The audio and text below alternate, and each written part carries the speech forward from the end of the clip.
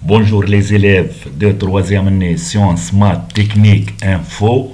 On a aujourd'hui un exercice sur l'énergie cinétique. Voilà l'exercice.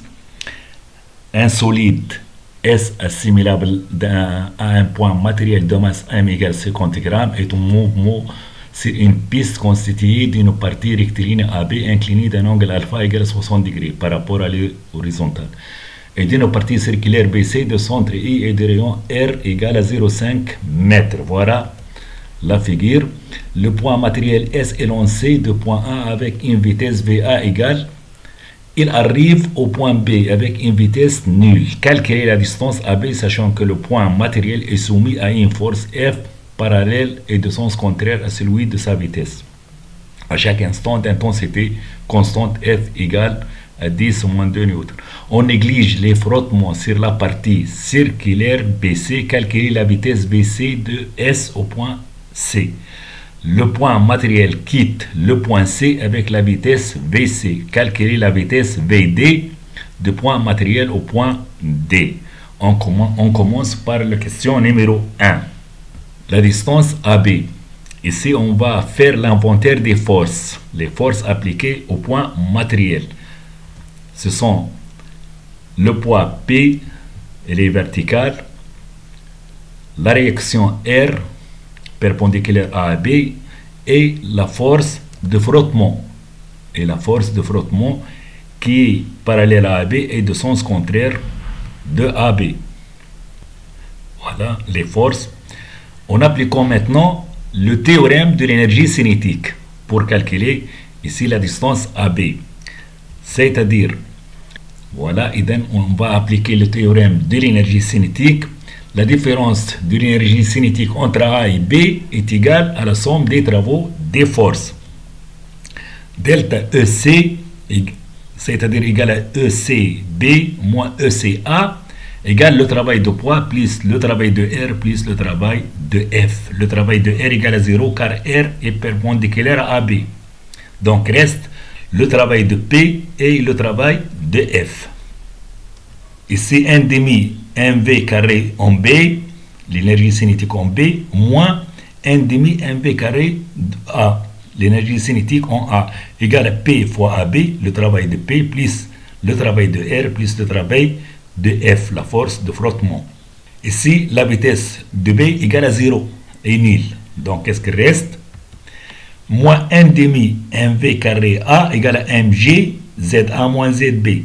Ici, le travail de P est négatif car c'est un travail résistant. Il est en train de monter. Plus 0, la force, le travail de R, plus F fois AB fois cosinus de 180 degrés, le travail de la force de frottement. On trouve moins 1 demi m V carré A égale à moins M G AB sinus de alpha moins F de AB. C'est-à-dire 1 demi mv carré A, on simplifie par le signe moins, égale à AB mg sinus de alpha plus F. Donc AB égale mv carré de A sur 2 mg sinus de alpha plus la force de frottement. L'application numérique nous donne AB égale à peu près à 2 mètres. On passe aux questions numéro 2. La vitesse de S au point C.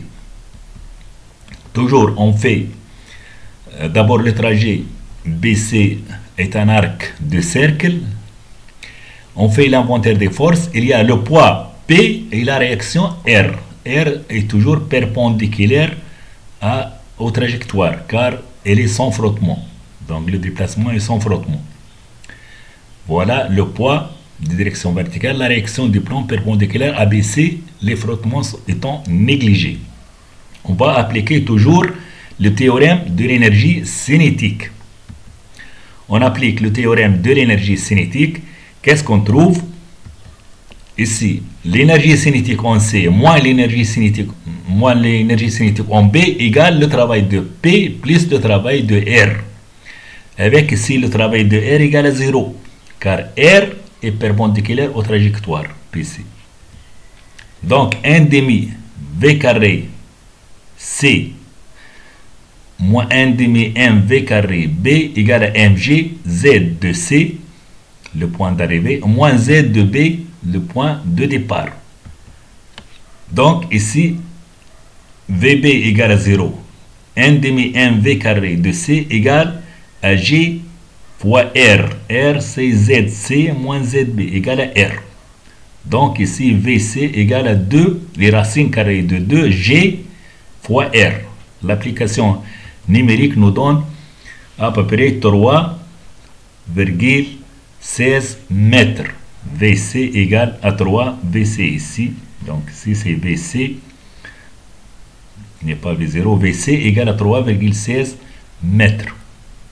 Mètres par seconde. On passe aux questions numéro 3. La vitesse de S au point D. Donc ici, lorsque le point matériel arrive au point C, il va tomber en chute libre et arrive au point D. Donc ici, l'inventaire des forces nous donne le poids de direction verticale corps en chute libre. Donc il y a seulement, lorsqu'il tombe ici, il y a seulement le poids. Lorsqu'il tombe en chute libre, là il y a seulement la force de poids. Donc le point matériel est soumis à l'action de son poids. Donc toujours on applique le théorème d'énergie cinétique entre C et D. Entre C et D. Donc c'est la différence de l'énergie cinétique égale la somme des travaux, des forces. Donc on a ici seulement le poids. Donc ECD moins ECC égale à le travail de P. Mais à quoi est égal le travail de P? Le travail de P égale le poids fois, et dans cette distance en bleu ici, cette distance-là. À quoi est égal cette distance-là? Égale à cette distance en rouge moins R. Et cette distance en rouge ici égale à AB sinus de alpha. Donc voilà, qu'est-ce qu'on trouve? 1 demi mv carré de D moins 1 demi v carré de C égale à mg Z de D moins Z de C. Cette distance-là en bleu. Donc 1 demi mv carré de D moins 1 demi mv carré de C égale à G. On va simplifier ici par M. Donc égale à G fois AB sinus de alpha. Cette distance-là. AB sinus de alpha. Moins R. On trouve cette distance-là. ZD moins ZC. Donc, V carré de D égale à 2G. On va multiplier par 2 car il y a un demi. 2G AB sinus de alpha moins R plus V carré de C qu'on a calculé dans la question précédente. V carré de C. Donc, qu'est-ce qu'il nous donne? C'est le racine carré. Donc, V D égale à 2G AB sinus de alpha moins R plus V carré de C. Donc on sait sinus alpha, AB, G, on peut calculer VD. L'application numérique nous donne VD égale, donc à peu près égal à 5,88 mètres par seconde. Merci de votre attention, on a terminé l'exercice. Et abonnez-vous à la chaîne, voilà les adresses pour recevoir les nouveautés. Et merci encore et au revoir.